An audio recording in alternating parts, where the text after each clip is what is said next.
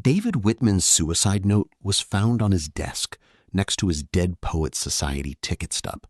It quoted the movie. We don't read and write poetry because it's cute.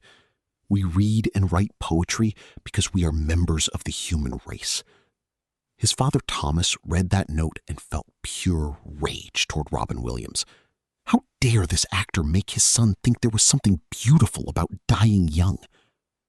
But Robin's response to Thomas's angry letter would change everything Thomas thought he understood about his son's death. It was April 1989. Dead Poets Society had opened in theaters nationwide to critical acclaim. 17-year-old David Whitman saw the film on opening night in suburban Chicago. He went alone and sat in the dark theater completely mesmerized. David was a senior at a prestigious prep school. His father, Thomas, was a successful corporate attorney who had David's entire life planned out. David had never objected. He was quiet, obedient, and did what was expected of him. But David had a secret. He wrote poetry, pages and pages of it, hidden in notebooks under his bed. He'd never shown it to anyone. When David watched Dead Poets Society, something inside him broke open. He saw himself in those students. He saw his own unexpressed passion reflected in their secret meetings. And he saw, in the character of Neil Perry, what happened when the pressure became unbearable. 2 days after seeing the film, while his parents were at a dinner party, David Whitman hanged himself in his bedroom. His mother found him when they came home. On David's desk were his Dead Poets Society ticket stub, a notebook full of poetry, and a handwritten note. The note quoted the film, thanked his parents, and said he couldn't be the person they wanted him to be. He ended with, "Sometimes the only way to be free is to stop existing in their cage." Thomas read that note and felt rage beyond grief. His son had been fine before that movie, and then he'd seen this film, and now David was dead. Thomas blamed Robin Williams. 3 weeks after the funeral, Thomas wrote a 7-page handwritten letter addressed to Robin Williams. He didn't expect a response. He just needed someone to blame. The letter began, "You killed my son." Thomas detailed everything. He accused Robin of glorifying suicide, of making troubled kids think dying young could be meaningful. "My son was 17 years old," Thomas wrote. "He had his whole life ahead of him, and you made him think that dying for his passion was somehow beautiful. You killed him as surely as if you'd put the rope around his neck yourself." Thomas mailed the letter and tried to forget about it. 6 weeks later, a letter arrived. The return address just said R.W. Thomas opened it, expecting a form letter. Instead, it was handwritten by Robin Williams himself. "Dear Thomas, I received your letter, and I have read it many times. I don't have words adequate to express how deeply sorry I am for the loss of your son David, and I understand why you blame me." Robin didn't defend himself or explain the film's message. Instead, he wrote about his own struggles with depression and his fear that his work might hurt people. "I can't imagine the pain you're in," Robin wrote. "If my work contributed to your son's decision to end his life, I will carry that weight forever. I'm so sorry." Then Robin wrote something that made Thomas pause. "You said your son was fine before he saw the film, but with respect, I wonder if that's true.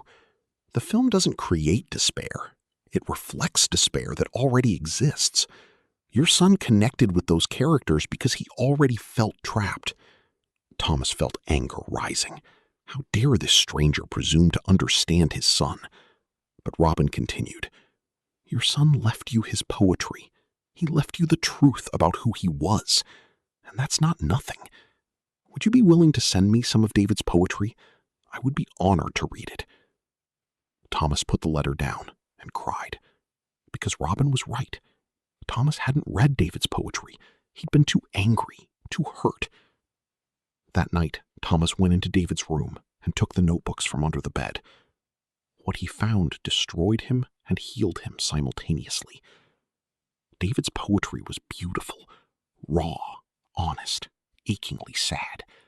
And the earliest poems dated back 3 years. David had been struggling long before Dead Poets Society. For 3 years, David had been writing about feeling trapped, about pretending to be someone he wasn't. One poem read, "I am a ghost in my own life. I haunt the halls of the person I'm supposed to be, while the person I am slowly fades to nothing." Thomas realized he'd never really known his son. He'd known the version David performed for him, but the real David had been invisible. A week later, Thomas wrote back to Robin. He included photocopies of some poems. "You were right," Thomas wrote. "My son wasn't fine. I thought his quietness was contentment. I didn't know he was drowning because I never asked if he could breathe." Thomas apologized for blaming Robin. "You didn't kill my son. Maybe I did, by creating a life he couldn't survive in."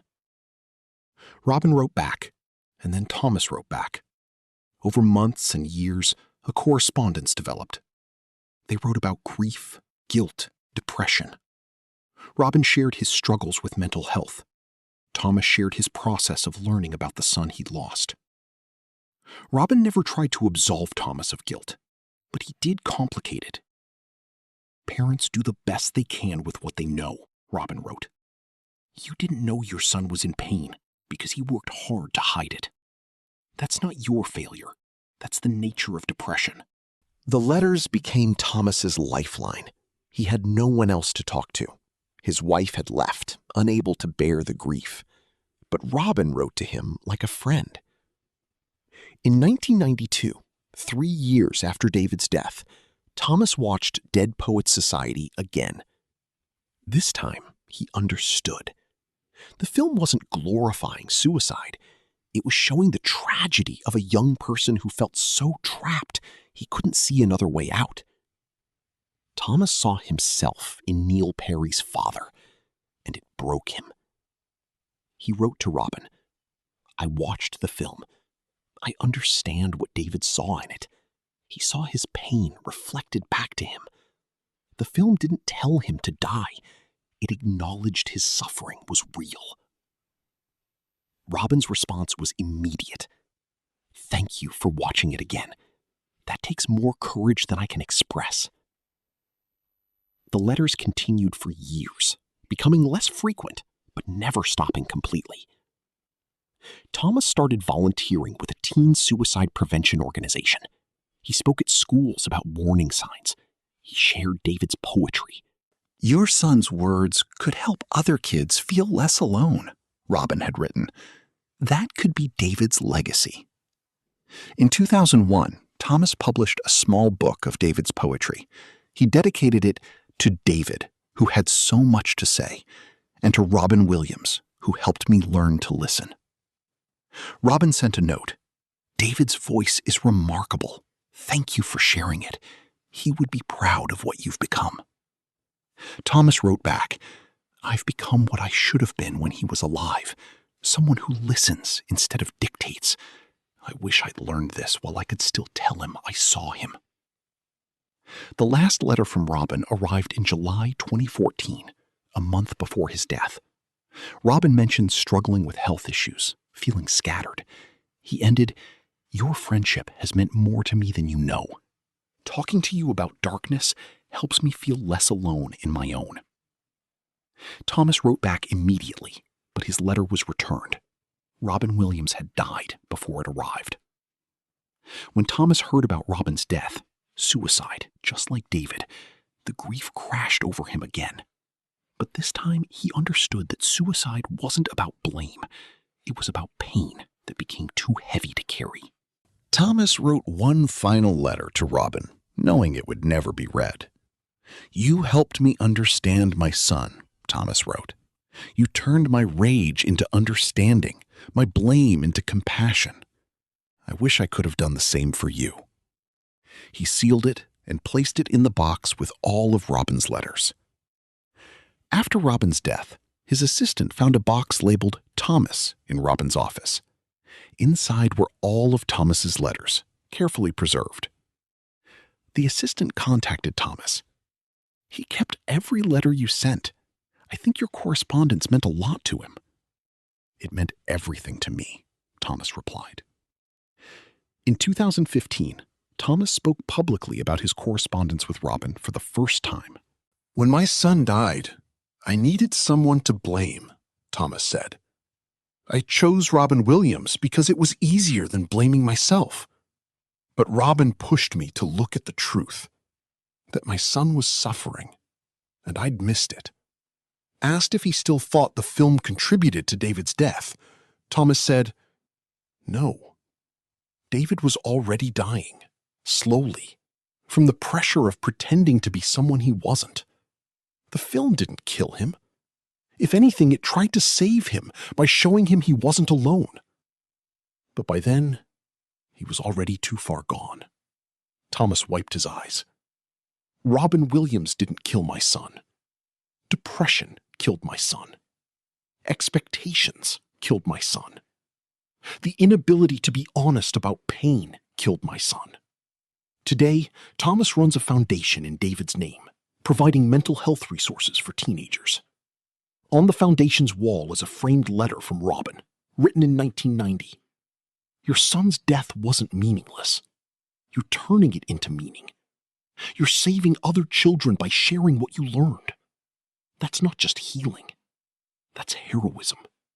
Below it is one of David's poems. "I am a bird in a gilded cage, fed and sheltered and safe. But a cage is still a cage, even when it's made of love." Thomas didn't understand that poem when he first read it, but he understands it now.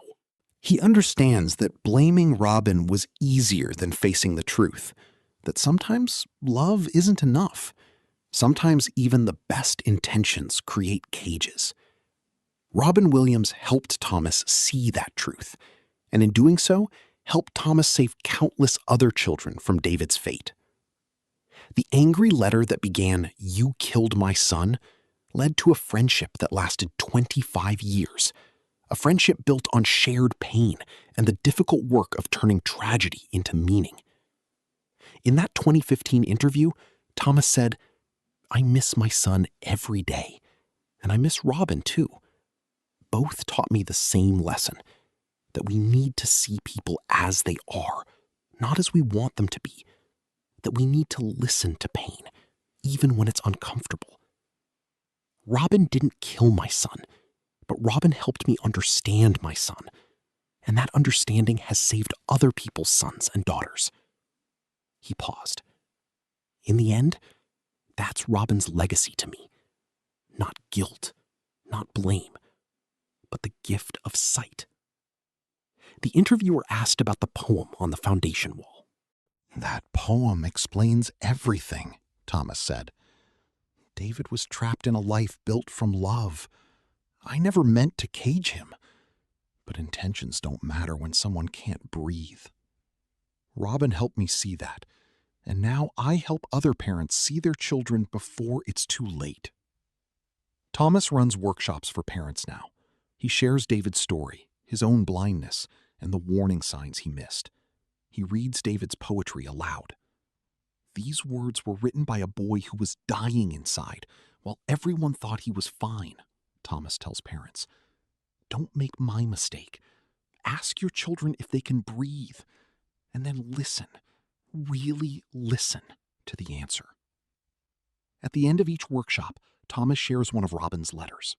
Not the whole thing, those are private, but a single line Robin wrote in 1991. "The greatest tragedy isn't that David died. It's that he felt he had to die in order to be free." Thomas looks at the parents in the room. Robin was right. My son shouldn't have had to die to escape the expectations I put on him. Your children shouldn't have to die to escape yours either. Learn to see them before it's too late. 25 years of letters, from rage to understanding, from blame to compassion. From a father who thought he knew his son to a father who learned to see him. Robin Williams gave Thomas that journey, and Thomas is giving it to others. David's poetry has helped thousands of teenagers feel less alone. Thomas's foundation has saved lives. The angry letter that started it all became the beginning of healing. Not just for Thomas, but for everyone who hears David's story and learns to look closer at the children in their lives. That's Robin's legacy in this story. Not the film that reflected pain, but the letters that transformed rage into purpose. And somewhere, Thomas believes, both David and Robin know that the pain wasn't for nothing.